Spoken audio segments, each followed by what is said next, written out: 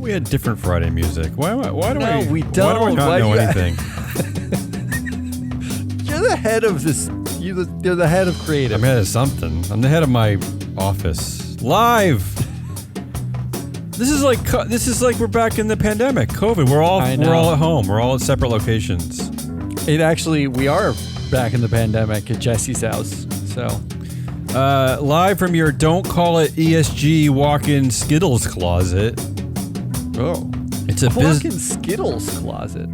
It's a Business Pants Friday show here at August 18th Lane Studios, featuring all your favorites. Jesse the Money Whisperer, Analyst Hole Man, Matt Moscardi. That's a mouthful. Why am I a man? Why am I Analyst Hole Man? Analyst Hole Matt Moscardi? Yeah, I'm just an analyst hole. Why do I have to be man? Because you used to be BS Man. On today's weekly wrap-up, a CEO mega options cabal. Ooh.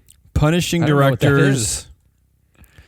DeSantis still sucks. And Coca-Cola flavored liars.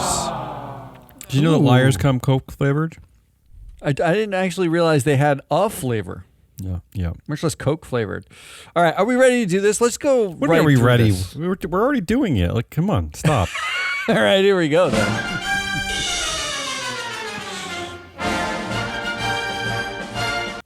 Jesse, do you like that music? Yeah.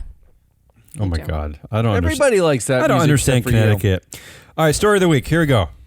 First story, again, always in no particular order. Ron DeSantis says he has moved on.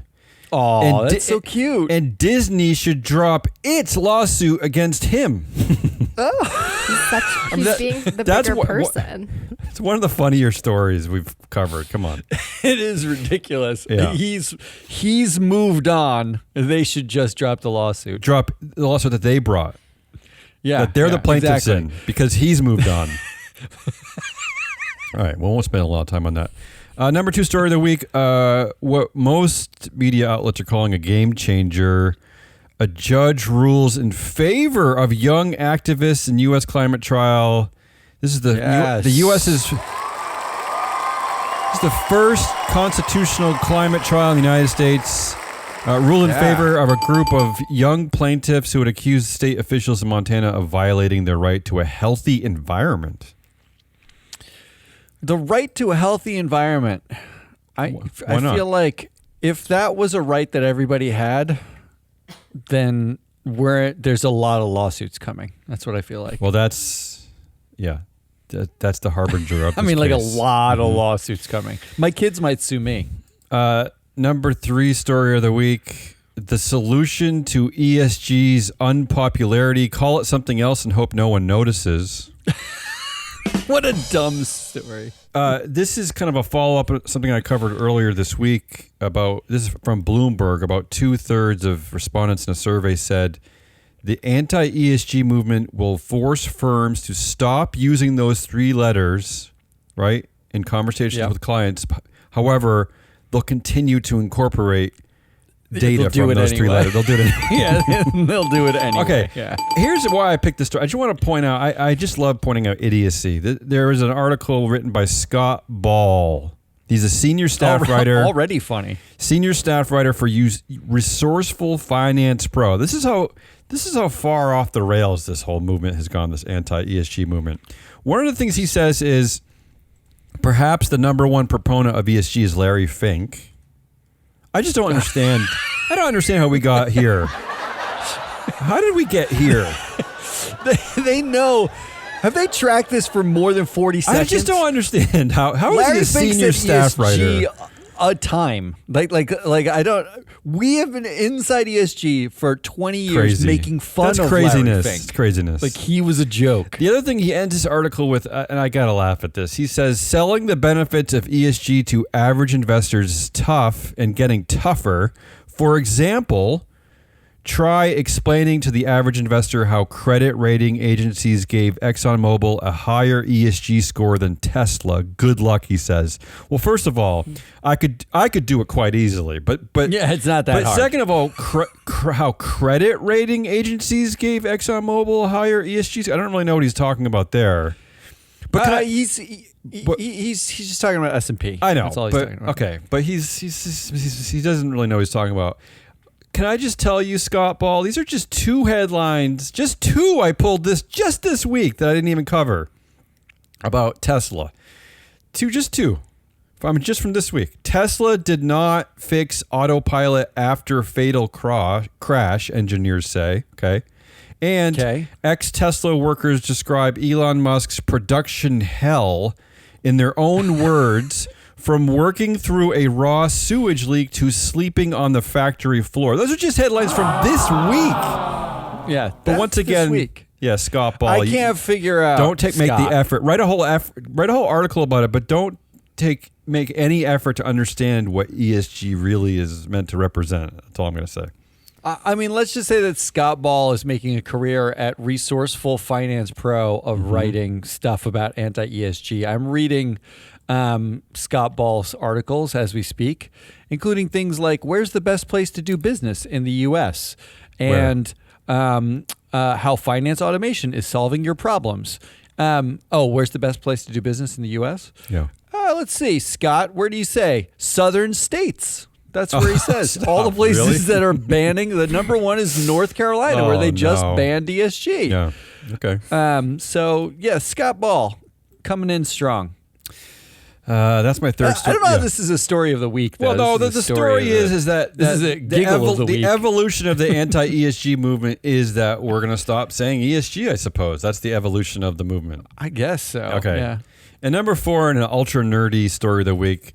Look, part of the problem was that there really weren't a lot of big stories this week. There were a bunch of CEO changes, but I don't know. I couldn't really wrap my head around calling them any of those like stories of the week. But this one piqued my interest. This is for us because it's very nerdy, and I haven't seen this one in a while. Maybe ever. I don't know if I've ever seen this. Here's the headline. 2 Pinterest directors resigned from Nextdoor's board in response to antitrust enforcement efforts. The Justice Department said what? that two directors resigned from Nextdoor's board in response to the department's efforts to enforce an antitrust law aimed at barring executives from holding similar positions at rival companies. Have you heard this one before? No. In the United States? So, wait a minute. Yeah. Doesn't that disqualify like 40% of American boards? Well, it's an interesting question. I mean, the 2 companies we're talking about here are Nextdoor and Pinterest, which are definitely rivals in that social media space. Let me also just say that the 8K released by the company, Nextdoor, mentioned none of it. Did not mention the Justice Department's order at all. They just said that the directors are resigning. Wow. Yeah, I don't. So again, I don't understand. But can I tell you what I unearthed at this? I like unearthing. Yeah. This is why I'm calling this a CEO mega option grant cabal, because maybe the Justice Department is onto something. Because the 2 directors here are Leslie Kilgore and Andrea. I know Leslie Kilgore. Wisdom. You do? Okay. Yeah. She's Netflix. Those are the 2 directors. 2 women. Again, they both sat on the boards of Pinterest and Nextdoor. Leslie Kilgore was the chair of both pay committees, right, at both companies. And Andrea was also a member of both pay committees. So they both represented 2/3 of each pay committee. But Matt, Jesse, both of the CEOs of these companies in the last 2 years, received extraordinarily huge mega option grants. At Pinterest, CEO Bill Reddy received 8.6 million options worth $100 million, okay? And let me just remind people that Paul Hodgson, the great Paul Hodgson, he used to call a mega option grant 500,000 options. That's what he was alarmed at, 500,000 options. Okay, that's compensation expert Paul Hodgson. So this is 8.6 million options at Pinterest. At Nextdoor, they gave CEO Sarah Friar 2.4 million options last year and 2.6 million options the year before. So that's 5 million options over 2 years. So there's something going on here. There's some kind of a mega option cabal going on here at the social media companies because of these 2 directors. It's actually Leslie Kilgore Yeah. Earned some fame in our circles, and by our circles I mean in my desktop on my Excel spreadsheet. Yeah, that's enough. Because that's how far my circle extends. We're basically talking to ourselves anyway. She worked at Netflix. Mm-hmm. She retires from Netflix. She waits 3 years and gets added to the Netflix board as an independent director.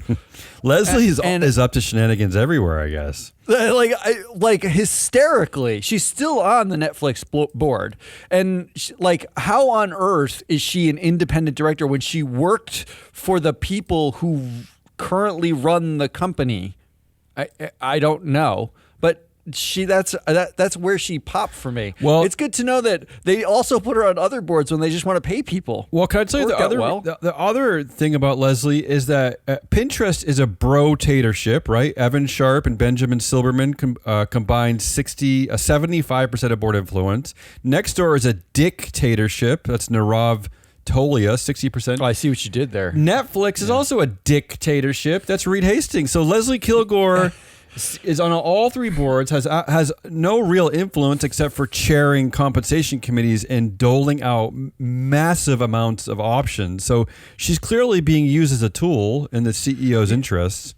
You know, we actually generated a tag, and we haven't put it on our platform, but we generated a tag for directors who sit on boards where their influence doesn't matter, where they're all dictatorships, totalitarian boards, because that's just a director collecting a paycheck. But isn't it even worse when you used to work at that company, you waited long enough to be considered independent by listing standards, and then you're a director there? I mean, you might as well just say, this is pointless. And then they're going and they're sitting on two separate rival boards and paying the same amount. This is great. This is a good pull. This is a good pull for you. I will add, Reed Hastings last year at Netflix got $49 million in options. So there's something weird going on. There's just something weird going on. Anyway, he's got to be kicking himself. Those are my 4 weird stories of the week. 4 weird stories. Jesse, I don't know if you have an immediate reaction. You guys seem really jazzed up about this Pinterest thing, and I found it interesting. I mean, how often have you seen this before, Matt? Antitrust kicking off 2 directors? I've never seen this in the United States. I've never seen honestly, it means I need to do a review because the number of antitrust cases they can bring are substantial, right? Like, it's got to be of every large cap board. They're recycling directors. These large cap boards just recycle one another. So is it antitrust if you're simultaneously working on 2 rival boards, right? Like 2 rival company boards. But what if you sit on a third board that isn't a rival company, but you know everybody in the room and you all just trade, right? Like 5 years at this company, 5 years at the next company, 5 years at a third, and then you rotate. Is that antitrust? Like, if we're going to do people antitrust, that's a huge problem. Yeah. I wonder if I don't know, and we can look more into this. I wonder if part of the problem that the Justice Department had is that these companies are essentially dictatorships, right? I don't know. Because it's not like these are actual democracies. That should make it less of an antitrust. That should make it less because the other directors don't matter at all. Right. Like, what do these people matter? Like, you can have 10 of them on the board. I don't know. Who cares? Is this your vote too? You seem really excited by this. I'm very excited about it. I'm going to vote. I should vote for it. Okay. But I'm going to vote for the real story of the week, which is the Montana. Yeah, it has to be, right? That's the real story of the week. I mean, our story of the week is this one because it's fascinating. Because we're nerds and losers. The story of the week that the rest of humanity might care about is the Montana. I was gonna put Montana in as my goodliest choice, but I had to put it in story of the week. I mean, it's huge. It's quite a surprise. Makes me feel hopeful about something. I am the tiebreaker. I'm gonna go with that one. Story of the week. That's correct. The young activists in Montana winning their climate trial. That is correct. Which brings us to Goodliest. Oh, Goodliest. Where's Ari? I don't know. You know what? She's been delinquent from work for approximately 2 weeks, and like a couple of days. Like she's really taking this maternity leave seriously. Exact amount of the baby being born. It's almost like she believes that maternity leave is a real thing. Yeah, it's. I think we need to adopt. We were some joking, Ari. We were kidding. All right, I'm going to go with the first good least of the week. This is the one I chose. I chose this headline. CalSTRS escalates efforts to hold global companies accountable for not adequately disclosing climate change risks, votes against 2,035 boards of directors in proxy season 2023. Now, there was a slightly better headline that you pulled. This was the headline that I saw, and this is actually from their own press release. So they wrote themselves up that way, which I already like. I already like that they're like championing the fact that they voted against that many directors. But just for context's sake, there are 9,500 companies globally in the MSCI ACWI IMI universe, right? Like, so that's the majority of highly liquid market publicly traded companies. They voted against almost 20%, more than 20% of them. 20% of entire boards. Oh, they voted against. I didn't realize they voted against the entire slates. They voted against everyone on the board. Good for them. If they did not have good enough climate disclosures. Everyone. We got told voting against a director was too aggressive, using data that shows who performs well, who performs poorly, who's got power, who doesn't. CalSTRS just said, fuck it. Vote against them all. I love it. I respect this because a lot of companies, when they report their voting guidelines, they'll tell you some very strange chutes and ladders version of why they pinpointed a vote against one particular director, despite the fact that the problem is clearly systemic and board wide, but they're just focusing on this one person who is the sub chair of this subcommittee. But it doesn't really make sense. I think CalSTRS maybe has the right attitude, which is, punish them all. In fact, our data suggests if you are a director, the incentive now is to never take the chair of a committee role, because that is the role that gets the highest votes against. That's true. Now we're talking about a difference of average 93% vote for versus 95%. Yeah, you're safe. Don't worry about it. You're not exactly. And most of them don't even leave when they're voted out, so don't worry about it. But 100% of the time, your risk is higher at a committee level. But here's the better version of the headline, and I have to take issue with it. It's CalSTRS punishes directors at more than 2,000 firms for weak climate risk disclosure. That's a chief investment officer the AI-CIO.com. They didn't punish them they are doing their duty. They're a steward. They are effectively saying, you all suck at your jobs. Yeah. So we can find someone who's better if you're not going to listen to us who hired you. So I don't like that headline, so I chose the other one. But that's my good latest of the week. All right. Jesse, you want to go next? If we can hear her. Yeah, I don't know. That's why I'm asking her to go next. This is a test. or do we officially have to remove Jesse from this show at this point? Jesse can, if we wait long enough, she might just throw in a vote here and there. No, I don't think so. Okay. I'm going to go next. I'm going to go next. Here's my good list of the week. You have a good excuse to turn off your camera during Zoom meetings. It's better for the environment. Going off camera reduces the carbon footprint of a video conferencing session by up to 96%, according to one study. You know what's even better for the environment? Phone calls. Just take it. I was going to say, do it on the phone. I'm not someone who cares about going on camera. I know I'm ugly and I'm over it, but I like this one anyway. I don't know. I like giving people an excuse to say no to their bosses. I just like it. This is a good one. But it doesn't stop Zoom from using everything that you ever said. Well, in AI training transcript. Technically, the Zoom dictator Eric Yuan said that he backtracked on that decision. I think he apologized. Yeah, I know for they that. did, but So, it's still funny. How dare you? How dare you? Yeah. We sort of have Jessie back. Let's see if she's actually back. Jessie, do you have a good list? I mean, we'll see. I do. Let's see if I can get through it. Major brands are pulling advertising after posts appeared besides pro-Nazi content. Is that bad? Isn't that free speech? Yeah, how dare they? No, it's good. It's good that they're pulling From advertising. where, Jesse? So Pulling from a where? non-for-profit pulling from X. Right, Twitter, They're X, no yeah. longer advertising. Oh, X. Yeah. Oh. Yeah. And this comes less than a week after Linda Yaccarino promised that their brands would be safe. She had, it's a How do you 5-minute promise video that? clip. So if you have 5 minutes, How do you promise that, you Jesse? got to look at it. Yeah. She said that since acquisition, they have built brand safety and content moderation tools that have never existed Yeah, I don't before. believe that. Wait. Never existed just there, right? Yeah, mate. She's Even that I don't saying- believe. Even that I don't believe. I mean, I know, it's crazy. this is the glass cliffiest thing. You have Linda Yaccarino is the one walking out there being like, "No, we're super safe."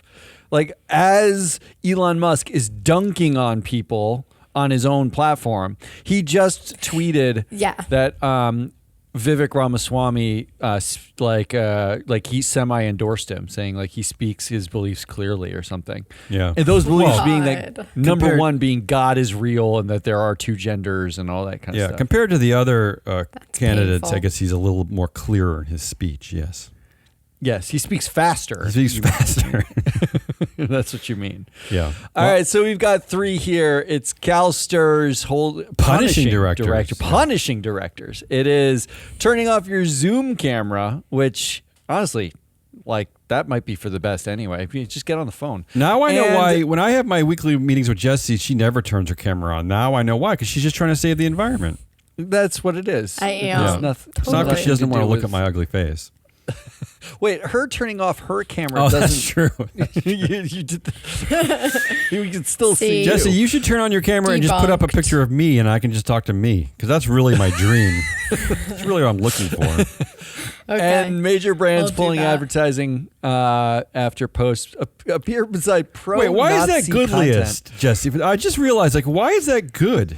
Because they're Well, 'cause pulling they're advertising? not Because they're paying. pulling their ads but- and they won't get ad revenue. Okay, but now you're like thinking. Why is it you're not thinking like good? Ari now. Like I now I'm confused. cynicalist. Like no, I don't get why it's not because good. there's neo Nazis running all over a major social media platform. I don't feel good about them having to pull out of that. But I hear what you're saying. You have this weird Ari logic where you don't know what's good or bad anymore. I like that. Like the story is that advertisers are pulling, and the story has stopped being that there is pro-Nazi content, right? Like pro-Nazi content, Oh. like that's like a thing now. Oh, my That's not God. just a content stream. Like that we just. I can't vote for that no matter is this what. the part where we all vote for our own? This is. The I don't part where know. we I don't all know if I vote like for our any of own. these. I think we all No, failed. I'm gonna vote for CalSTRS. Yeah, I think Jesse's right. CalSTRS. Jesse, you're right. Matt, we were just complaining about this yesterday in a call. We want more of this. Yeah, Jesse, you're right. CalSTRS. I like this.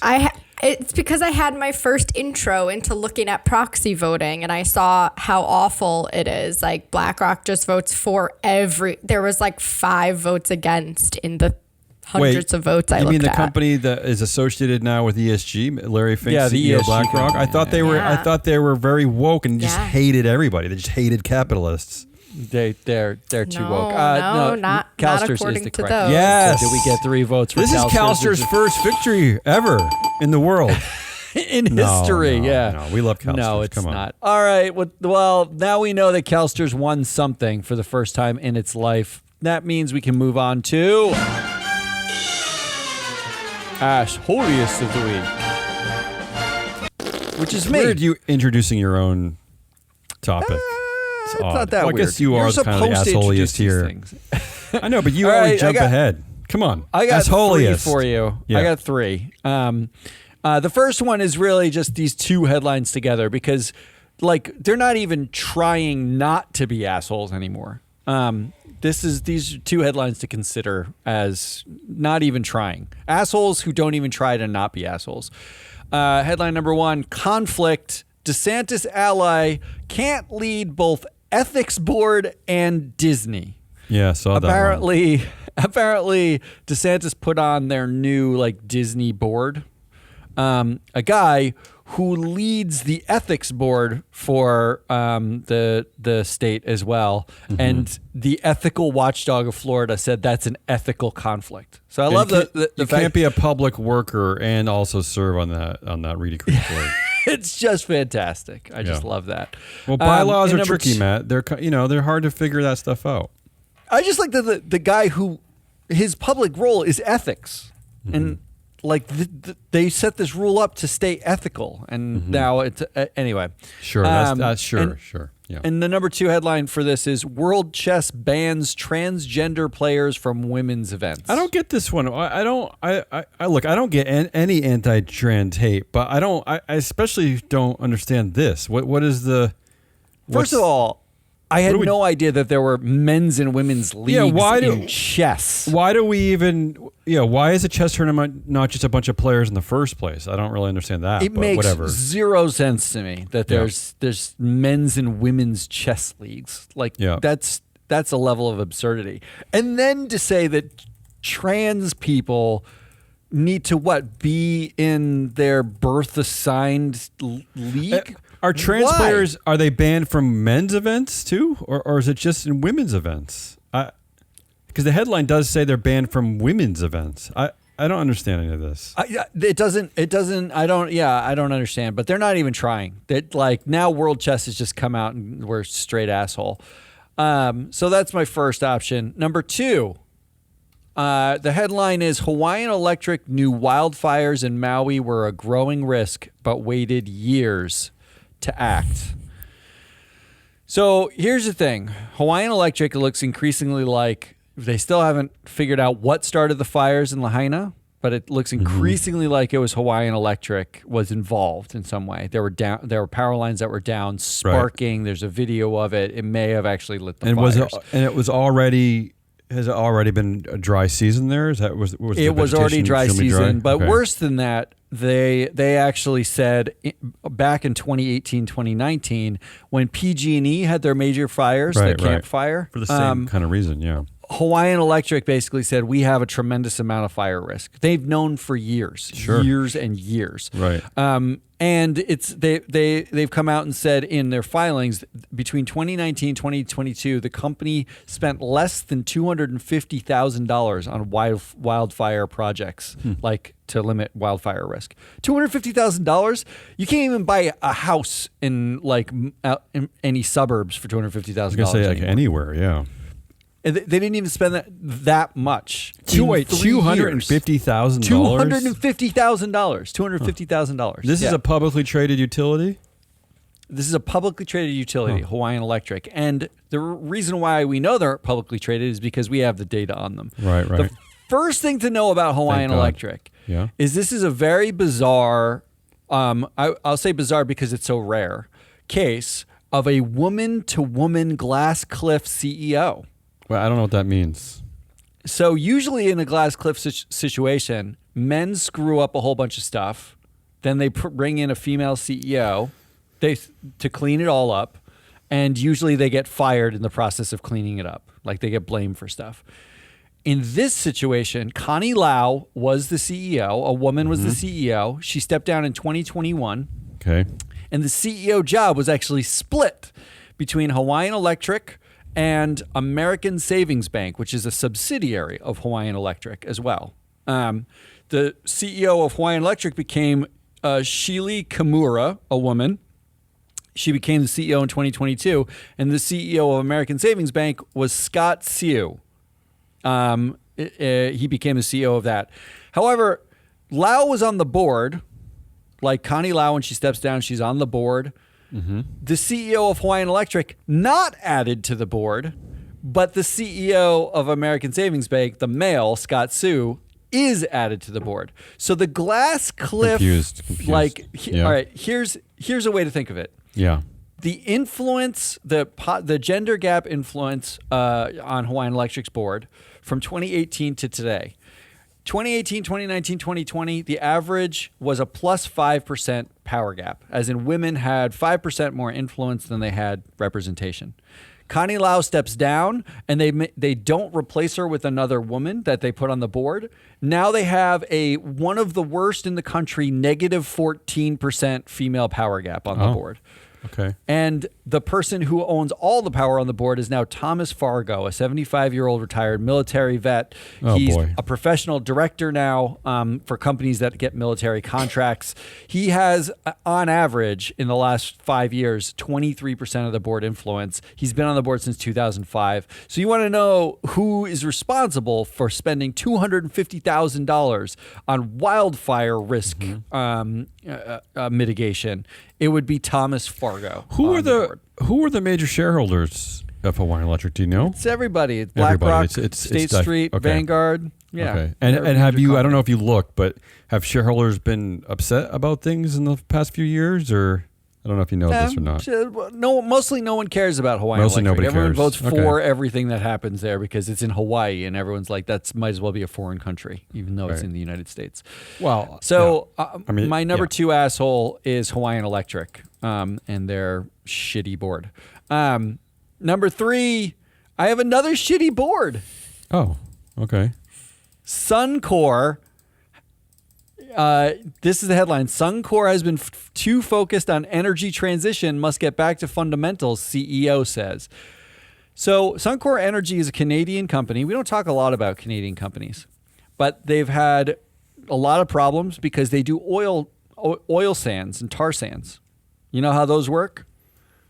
They basically like light sandy shit on fire. It's one of the most carbon intensive and heinous ways and destructive ways to get oil out of the ground from oil sands. Sounds terrible. Suncor Energy, that was like core to what they did 10 years ago. Smells worse. It smells terrible. And they had a female CEO who has actually been trying to transition them out of doing that to doing something that's more about, more climate friendly. Oh, there's a transition. So, does that mean she can't play chess? No, sorry, she can't play. I had to do it. No, you can't. I wish I had. Oh, there it is. It's I had to. I had to break up all this depressing board talk. So the man who was hired to turn around Suncor Energy said he believes the company has been too focused on energy transition on reducing carbon. It's been too female. And must get back to oil-centered business strategies. Oh, no. He also said that he said on a conference call that the company's board of directors agrees with him on the revised direction and tone. The reason why the company directors agree with them is because Elliott Management, everyone's favorite Africa-hating, Dorsey-hating, Elon-loving activist hedge fund, Elliott Management took the stake in Twitter, the activist stake in Twitter that ended up getting Dorsey fired and left us with Elon Musk as the head of now X. They took a stake in Suncor Energy. They replaced board members with 3 of their own, including a lifetime oil guy who they put on the sustainability committee. And the gender gap at Suncor, the gender power gap went from plus 8% gender power to minus 8%. Elliott's the one telling them to go back to tar sands and oil sands drilling. And now we have a company that has decided that we've done too much energy transition, too much decarbonizing in the midst of the hottest fucking year in the I thought the Canadians were supposed to be the smart ones. No, not true. So those are your smart 3 cousins to the north. Okay, those are 3. Not assholes, not even trying to stop being assholes. Hawaiian Electric and Suncor Energy going back to carbon. I got wonky this week. Yeah, that was a different type of asshole for you. It was very nerdy. Jesse, did you hear any of that? Yeah, I gotta vote for Hawaiian Electric because it's like the story. It's just so relevant. Yeah, relevant. See? Yeah, it's already been different kind of asshole. Relevant. I've seen it being spun from the right too, where they're claiming that the reason why they didn't spend a lot of money on that type of fire prevention is because they were spending money on green energy. DEI? Right. Well, no. Yes. I mean, that's going to be the take from the right for all this. This is a tough one, Matt. Usually your assholes are so compelling, but these are so, you're right, they're so bureaucratic this week. Yeah, this week is, there were a lot of like other asshole options, but I'm so tired of doing like, I'll just Vivek says, Elon says, I'll just let you break the tie. I'll go Suncor because the idea of getting away from the energy transition just seems moronic in 2023. So I'll vote for Suncor. So I think the real asshole there is Elliott Management, Okay. Because Elliott Management they're fucking assholes. They've given us Elon Musk's Twitter and now more tar sands. What are you doing, Elliott Management? But I think the winner has to be Hawaiian Electric. I mean, okay. they're going to be held liable for this fire. Most likely, they're probably going to declare bankruptcy, like PG&E. Like this is going to be a multi-billion-dollar payout. I mean, I know this is a little bit off topic here, but what could shareholders have done to prevent this? I mean, how could have they even known? I mean, right? Well, look, in the 10K, like we love the joke like sections where they list all their risks. Yeah, because they're pretty forthright. They do list a lot of things. Yeah, wildfire's been in there for a decade, right? Yeah. Like it's not like an unknown risk. What shareholders can do is not vote for every fucking director. They can change it up so that you don't have long tenured directors. You don't have weird like conglomerates. I think what Matt's trying to say is reach out to us. We can help you use our data to create board vacancies, to vote out underperforming directors, all kinds of things. No matter what your interests are, we can help you create those board vacancies. Yeah. We can. Damien himself will. I will. I'm gladly here to punish directors. All right, that really brings us. We'll see if we can get through Jesse's section without Jesse having to restart her computer. So let's go try quickly, it. Jesse. I'm gonna try to do a speed round. We're gonna go exhaustingest of the week. Yeah, do a speed round. The speed round version. Go. All right, first headline: why it's more expensive for black towns to borrow money.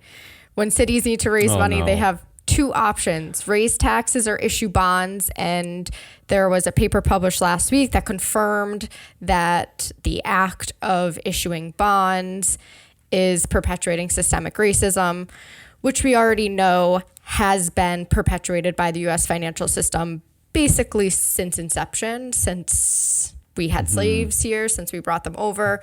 The author of the paper, Erica Small, here's a quote from her: "The inequality in the bond market perpetuates a cycle of debt and disinvestment in black communities, but it also has huge implications for environmental justice and climate resilience." So it's not just money, it's not just finances, also climate resilience. Yeah, I mean, sounds pretty woke. I mean, more and more the data is not just suggesting, but proving that all of the horrible events that are affecting our globe because of the climate change are targeting essentially people of color.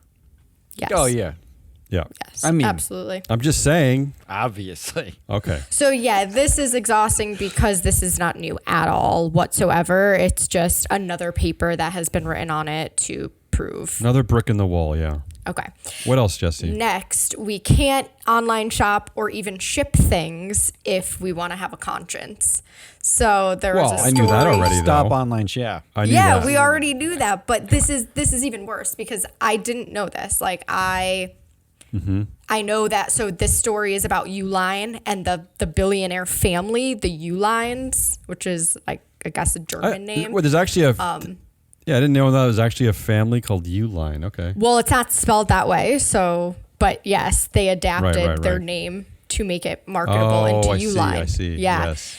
But I just read this story about who's behind Uihlein, which is basically on every single cardboard shipping thing that you probably use. Well, not even just cardboard, but like anything, any shipping vessel, envelope, whatever, probably from Uihlein. So just total mammoth. They had $6 billion in sales last year.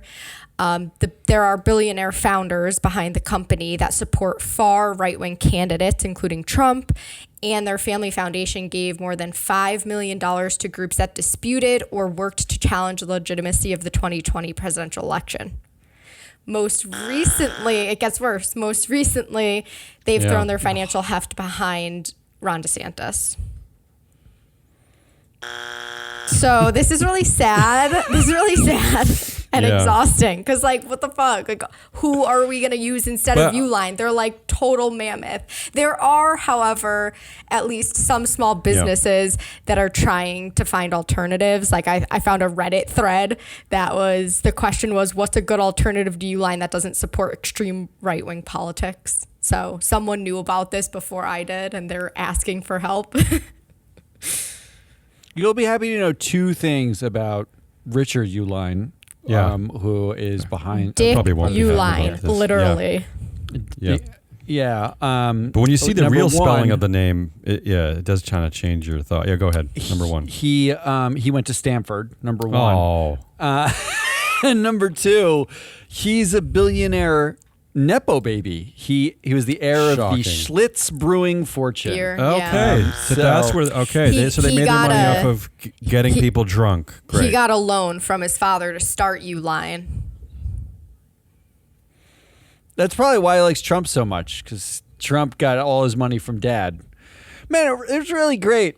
Dad, you failed me miserably, because I could have just taken, if I could have taken a $1 billion loan from you, Free Flow would be a massive juggernaut, not selling packaging, I suppose.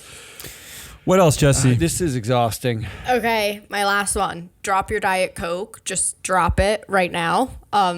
No, that's fine. How dare you? I'm not drinking Diet Coke. Well, there are going to be people out there that are. I know some people that will like crack one open instead of coffee in the morning, which is... Wait, we have an audience? We have listeners? We do. We have listeners. First of all, and that's the some grossest of our thing listeners still drink Diet Coke, but they won't after the show. You're talking about Robbie? No, thank God. All right, go ahead. Thank God. All right, the backstory is that in May, the WHO, World Health Organization, issued an alarming report that declared non-sugar sweeteners, so aspartame or of the likes, are ineffective for weight loss, which is why people got into the craze in like the 90s. And that long-term consumption may increase diabetes, cardiovascular disease, mortality, whatever. And then a few months later, the WHO declared it a possible carcinogen, which you guys know I really hate those, just like PFAS. But then, you hate those. Then the story heats up. They very quickly issued a third report that seemed to contradict those findings, saying that you can continue to consume products that have aspartame at the levels determined to be safe decades ago. So this was confusing, and some advocates did some digging, and what they uncovered is that 8 WHO panelists involved with assessing safe levels of aspartame previously or currently work with a front group for Coca-Cola called International Life Sciences Institute. So we have a pretty big conflict of interest here. And you're right to point this out, because this is the most exhausting scam in the corporate world. I remember doing a report back at GMI Ratings about the groups that went into Foxconn to investigate the labor, the Apple supplier. Although there were like 3 or 4 different groups that Apple was touting as proving that labor practices were sound at Foxconn. They all 4 had these they were kind of named like the anti-ESG groups. They're, that like national research, those weird names. They all kind of sounded the same. Public. And in the end, I discovered that all 4 were funded essentially by Apple. I mean, this is like it is an exhausting part of all of these industries. Health Organization. But even they the amount of research. But the amount of research being paid for by these corporations to support this stuff you're right. It's just endlessly exhausting. But when this happens, what's exhausting about it is that the World Health Organization will talk about like COVID vaccines, and now it's like if you believe the conspiracy theories, which I do, now you have like you see the like industry pays for it. Look, so who's to say Pfizer didn't pay for the World Health Organization issuing take a COVID vaccine, right? Look, I am sympathetic to why people get caught up into the cult of conspiracy theories, because they always do start with a very little grain of truth somewhere. It's just, that's the exhausting part about this. It isn't the Diet Coke part, because who drinks Diet Coke really anyway? This stuff is terrible. I had a Coke Zero a few months ago. You Yeah, but Jesse, you live in Who are Newington. your friends? And who are you? I don't know. No, what's it's going not. on. They're not You're my all friends. horrible. I just see them and I'm like, ugh. Yeah, Jesse doesn't have friends. How dare you? All right, let's vote. Come on. All right. So it's why it's more expensive for black towns to borrow money. These are good ones, Jesse. Thank The you. Uihlein family is behind your packaging and behind backing the election conspiracy theories and far right groups, and World Health Organization is compromised, and your Diet Coke is killing you. Those are your three options. Oof. Matt, you go first. I don't know how to go first on this one. I'm going to go with. I think the most exhausting thing though is the billionaires behind stupid things. Yeah. Like I cannot. It's like like you go to get takeout and they give you like if you go to like a Chinese food place and you get like chopsticks. My guess is there's a billionaire family somewhere that's making chopsticks, right? Yeah. And they make all of them. And we have no idea. You just like use the chopsticks. You I hate don't those think about it. chopsticks. The I do. same thing with this packaging. You that comes in a box. You don't think about the box at all. You think about the thing in the box. But there's a billionaire family who got a nepo baby loan from daddy to start this company, and then they use their billions and billions of dollars to basically ensure chaos, like misinformation, whatever their like a pet conspiracy is. I hate that. I'm exhausted by it. I'm going to go with that one. Oh, Jesse. I'm going to go with the World Health Organization using panelists who are former executives or former industry insiders. That old story has exhausted me for a long time, so I hate that one. And Matt, you're right to point out that this is where this does give fire, it gives a little bit of energy to all these other horrible conspiracy theories, even though it shouldn't, but it does, right? So, well, I just saw, ironically, this morning, I was watching Alex DeKonig, who's a spokesperson for like Stop Fossil Fuel. He was brought on to GB Great Britain News, GB News. And the anchors of the GB News are interviewing him, and they started laughing at him because he was talking about like heat waves and deaths associated with them. He said that heat waves effectively, what happens is you effectively boil in your own sweat, right? Because your sweat can't evaporate and doesn't cool you off. It's like the way he said it, they started laughing at him. And he said 1,700 people died in Great Britain during the heat wave, last year, 2 years ago. And they were like, where did you get your facts? And he said, that's from the World Health Organization, which is a respected organization. Oh. And the woman goes, actually, they're kind of bought and paid for by corporates and they have a greed incentive here. So I don't agree that that's respected. But anyway, right? And then continued the interview. Yeah. And then I read We're this. agreeing with them. We're agreeing with right-wing news outlet GB News. We're the problem now. Yeah, it's really terrible. Yeah, it's confusing. It's confusing. This is why you need education, Jesse. This is why you shouldn't have dropped out of high school, Jesse. I'll go back and get my GED. We told you not to. I'm going to vote Uihleins. So you got to break the tie. Oh, really? Yeah, billionaires. It shocked me. That's an easy choice. I'm mad about easy choice. It riled that me up. shocked you? Yeah. Okay. All right. Yeah. All These were better choices than mine. All right, so let's do who won the week and some predictions. Winners, come on. I think we all have. All right. I got a winner. Yeah, go ahead. I got a very obvious one. Yeah. PG&E won this week. Because from 2017 to 2022, PG&E was responsible for 30 wildfires that killed more than 100 people. But guess what? Hawaiian Electric now has got more deaths due to their one wildfire. So congrats to PG&E. You won the week. You're out of the. No one thinks going to be thinking of PG&E for wildfires because we have the Maui wildfire to take precedent. You're terrible. Yeah. Jesse, who won the week? Come on. I chose COVID because at least in my household, COVID? it won the week in my household, and it's making a comeback. So be careful. You don't have it, so you're winning the week. You beat COVID. My immune system is winning the week, but it ruined my week. So my winner is a bit strange, but it goes into my favorite kind of disclosure governance category. As Matt knows, I want everything to be disclosed. My winner is Carolyn Ellison. She was the former CEO of FTX, right? She was CEO of Alameda Research. Okay, so which is the firm that bankrolled FTX, right? Yeah. She was also the girlfriend of Sam Bankman-Fried, who's in jail in Brooklyn somewhere right now. I love this level of disclosure.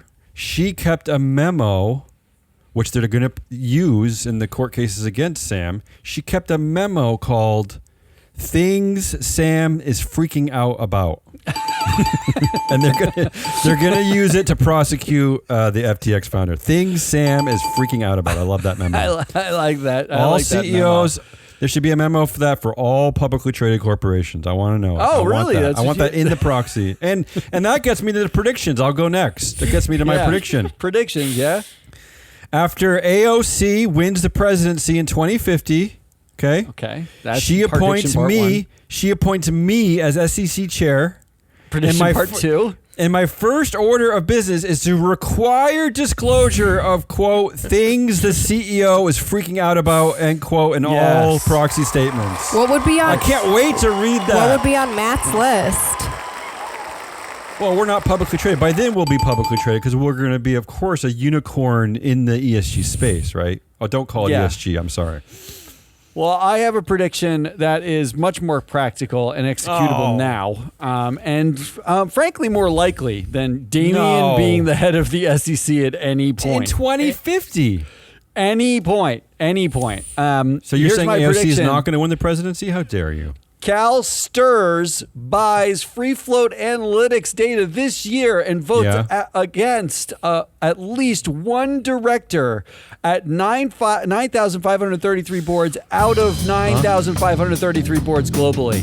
Screw 2,000 boards, go for 9,000 boards where you're voting against at least one director. We'll help you. You can vote against all of them. We'll help you create a vacancy in every board. Let's make a vacancy everywhere. That's all we've got. That was a janky show for us. Jessie was here. She was not Summer's here. Janky. My internet went down at one point, and it came back. I don't know what happened. It's going to take me an hour to do this. That was Damian Rollis, Jesse the Money Whisperer. I am your analyst hole. We are Free Float. The show's sponsored by freefloatanalytics.com. Go there. Sign up. Do the thing. Get all the data that we talked about if you want to feel nerdy and wonky with us. Otherwise, we'll be back next week with some other stuff. Until then, goodbye.